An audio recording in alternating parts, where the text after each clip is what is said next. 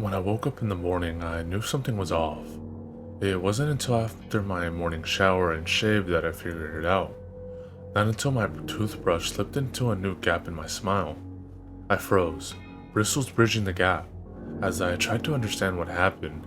Slowly, I removed the toothbrush from my mouth and stared in the mirror as I pulled my lips back, part smile, mostly grimace. There it was, under my whitewash paste smeared lips, and set in the sudsy white teeth was a little black window. Upper set, one of the front ones. I'm not a particularly vain person, but this was upsetting. Missing teeth were for yokels, the homeless, people who got into fistfights over sports. I wear a suit, I go to meetings, I have a secretary. Now here I was, looking like I was dirt. What made this deterioration worse was that just a few weeks ago I had noticed my hair was thinning. Now this. My anxiety flared and my mind exploded with reasons why my tooth could have fallen out. Was it because I only brushed my teeth once a day on the weekends? Or was it something with my gums?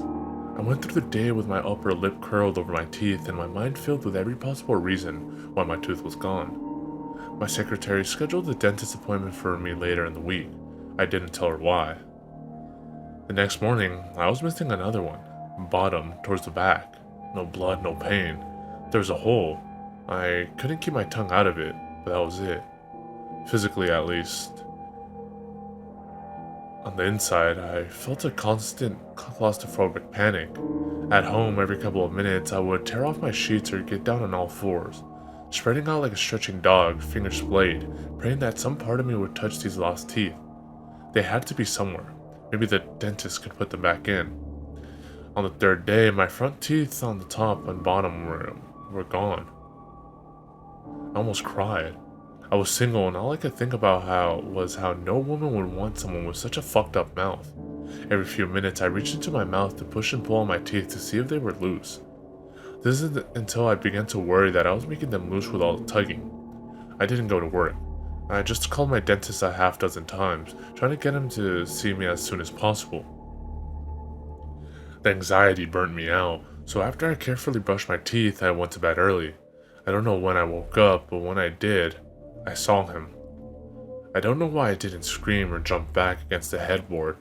Somehow, I just stayed still and watched him through silvers of open eyes. In the dark, I could just barely see the outline of his hunchback. His face was pale and waxy. His thin, round glasses caught the little bit of street light that came through my window. When he put his hand in my mouth, I tasted leather. Short, fat fingers pinched one of my teeth. I felt a quick, sharp slice into my gum and then just a gap where my tooth was. He took 4 more, then creeped out of my room. The floorboards didn't squeak and my door hinge didn't whine as he closed it. I didn't even hear the front door open and close. All I heard was a car starting and pulling out of my driveway. I didn't go anywhere the next day. My dentist office called, but I didn't answer my phone or listen to their voicemail. I didn't move out of my bed. The hunger didn't bother me. I had fewer teeth than a jack-o'-lantern, and I couldn't imagine trying to chew with my asymmetrical maw. My mouth was dry, but when I thought about water, I thought about floods and mudslides washing away hills and houses and gums and teeth sliding down the back of my throat on a wave. I couldn't call the police. A man is stealing my teeth at night. It might as well be the password for mental asylum. Instead, I tried to fight sleep. Every light was turned on, every TV on its loudest setting. My stereo was cranked to its limit. When I woke up, it was in the silent dark and he was there. He took 3 more that night. When he left, I followed. Where I walked, floorboards squeaked and hinges whined, but he didn't look back. I saw his car, some old steel boat with fine and white walls. After he pulled out, I ran to my car and went after him. He had to know I was behind him. I kept my distance because that's what spies and detectives do in movies, but at this time of night we were the only 2 cars on the road, and I realized he's seen my car before. We headed for the boondocks, rural roads I've never been on. They were dark and narrow, turning back and forth, rising up into the fog, then dipping down again. Trees flanked us, no moon or stairs, just headlights that shined on the reflective markers on the guardrail. I didn't know what time we started, but it felt like we'd been driving for hours. Maybe he was trying to lose me, but I hadn't seen any other roads. Finally, after a long curving ride up and then down a mountain, I started to see familiar roads. This guy was fucking with me. All we did was go in a big circle. These were the streets that took us out into the backwoods, the exact streets. We were going back to my house, but it wasn't my house. It looked like my house, but at my house the mailbox is to the right of the driveway. Here it's to the left. And in the yard was the birch tree I had cut down 2 years ago. He parked his car and walked inside. I followed right behind. I knew where he was going, how to get there. The layout was same as my house, only the furniture was in different places. I walked back to my bedroom and pushed the door open with my fingertips. He had turned on a small lamp on the nightstand. Mine had 3 drawers, this had 2. And he was already at work. In my bed under the covers was a lump of flesh. Someone, maybe the man, had sculpted crude arms and a neck and a soft dented jawline. On the top of its head was an uneven sparse of tuft of hair. Brown, same shade as mine. 2 small holes for a nose, angular divots where the eyes should be. The sheets rose and fell with a shallow breath. I watched him open up the lump's lipless ovoid mouth and with crafter's precisions carefully set my teeth into its gums. After they were in, he grabbed them, wiggled them, tugged on them. They wouldn't budge. Slowly, he turned from his work and looked at me. His face was yellow in the dim lamplight. The eyes behind the glasses were a little more than pinpricks of pupil. Over his shoulder, the lump stirred. It struggled to breathe. Each exhale was a muffled internal scream. It tried to rise, tried to push itself up with boneless, flipper-like hands, but they just smashed useless against the mattress.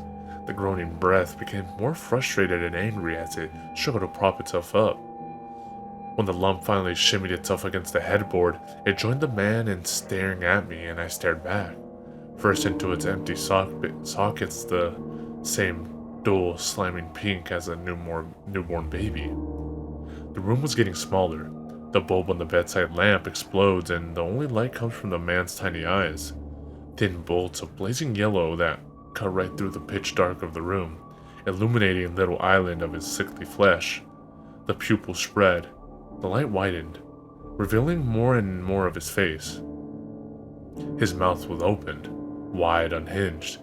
All I could see was teeth, sloppily spiraling around the inside of his mouth until they disappeared into the dark of his throat. All I heard was the struggling breath of the lump, now loud as thunder, but still maintaining that muffled quality. My eyes traced the spiral of teeth, straining to follow them into the cavernous blast esophagus. I fell in and rode down the spiral. I woke up in my house, my real house. It was a few more nights before all my teeth were gone. Then I started to lose my fingernails and toenails. Last night he took my lips. Now there's just a gaping black hole in my face. I don't know what it'll take next, but I saw myself half formed in that bed. I know there's a lot of work to be done.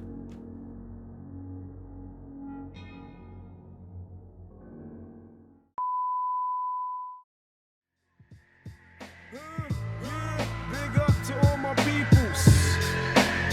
I done dug into my bag of tricks, came up with some different skits. Not your average mafia, I be on some different shit. You know I'm pimping shit that make you use your mind. So if you can fill in the blanks, do it when it's time. Come on. 1, 2, 3, 4, 5, 6, 7. Feel like I'm in hell, but I wish I wasn't. Yeah, you got it, now knock it while I rock it. I stick plugs in the socket and money in my. Yo, I get psychotic when you try to diss my staff. No props for your block, so